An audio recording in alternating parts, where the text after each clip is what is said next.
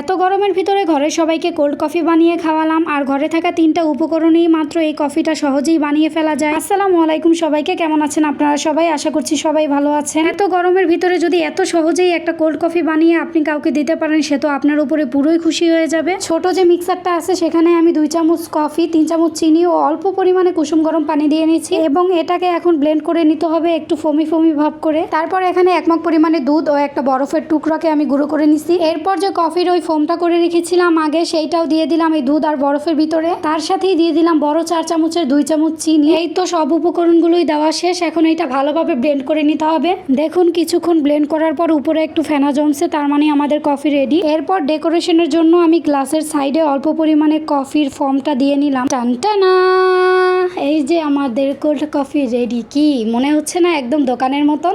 আর বিশ্বাস করেন ভিডিওটা এডিট করার সময় এইটার লুক দেখে আমার আবার খাইতে ইচ্ছা করছে। তারপর এখানে আমি আবার অল্প পরিমাণে কিছু আইস কিউব দিয়ে নিলাম আর একটু ঠান্ডা করার জন্য।